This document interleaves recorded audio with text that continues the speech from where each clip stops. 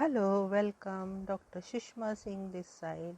Today we start Unit 27 Industrialization.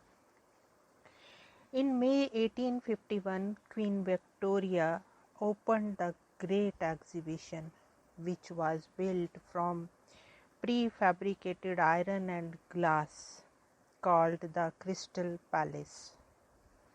The exhibition showcased Britain's achievement and industrial power. At that time, Britain was producing half its iron and coal and cotton. By the late 19th century, 75% of its population lived in fast emerging urban areas and more than 80% of its population engaged in non-agricultural activity.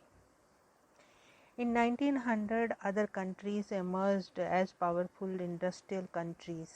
USA, Germany, and many more followed the path of industrialization. You, of course, have an idea of what industrialization means and how powerful the industrialized countries are in their material wealth, and how we are strive to be like the developed industrialized countries. Industrialization is such a wide-ranging phenomena involving every aspect of the economy and society that there will always be scope for debate about its timing and speed, causes and consequences. The roots and change ran deep into the past, but from the final quarter of the 18th century, industrialization gathered pace. At first slow and patchy, by the time Victoria came to the throne in 1837, it had left few lives and few institutions unaltered. In this unit, we will try and understand the process of industrialization and the consequent changes in society. We will first look at the history of industrialization in Industrial Revolution in England. Following this, we will examine the changes in society as a consequence of this far-reaching revolution in technologies and production process. We will also try to understand this process through the eyes of different scholars who have analyzed this process. We will then see what industrialization means for India and its implication for larger society. But first of all, let us look at the term and understand the characteristics, features of industrialization. Now let us discuss the point understanding industrialization. Industrialization refers to a process of change in the technology used to produce goods and services.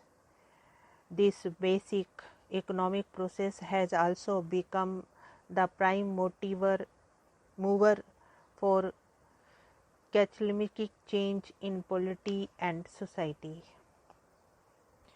This social and economic change is closely intertwined, and technological innovation, particularly the development of large-scale energy production and metallurgy.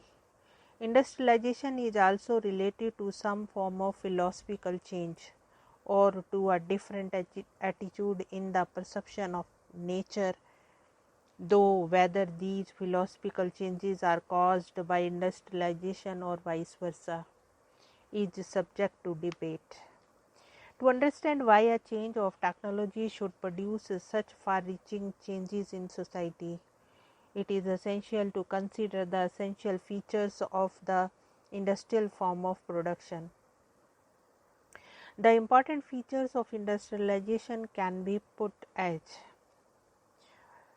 factories. The hallmark of industrial civilization is the large factory which brings vast number of workers together under one roof and puts them to work on machines operated by inanimate sources of energy such as steam, gas or electricity. Industrial firm introduces a new form of division of labor, a technological division of labor within the firm. Large scale factory production requires the investment of vast sums of money as fixed capital in the form of machinery and equipment. This calls for a class of entrepreneurs who can raise the necessary capital and undertake the risk involved in operating the enterprise successfully. It also has the effect of separating the workers from ownership of his or her tools. He or she becomes a wage laborers hired to work or means of production which are not his or her property.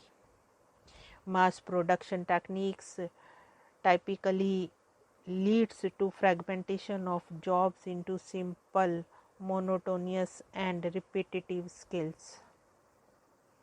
The large scale industry has to be organized bureaucratically. Production has to be addressed to a large and impersonal market. This sets the process of monetization and commercialization going in the society.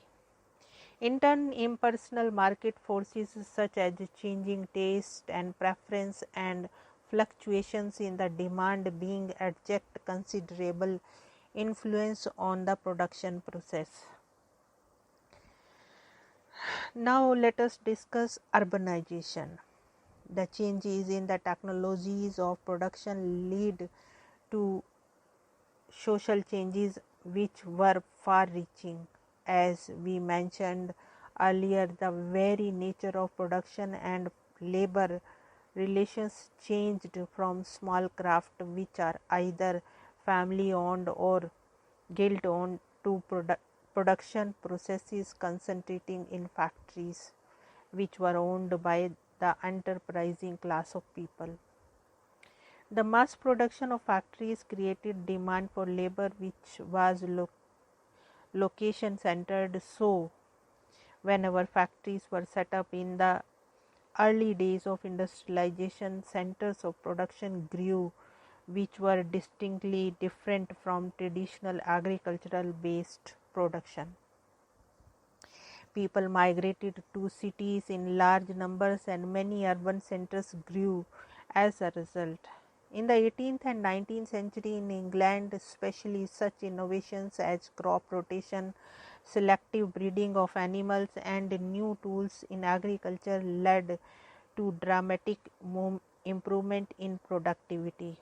This meant a large agricultural surplus was produced, which meant urban population could be supported.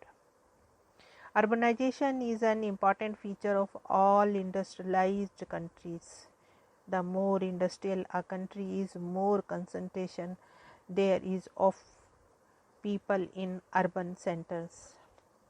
Here we want to close this lecture. Thanks for listening.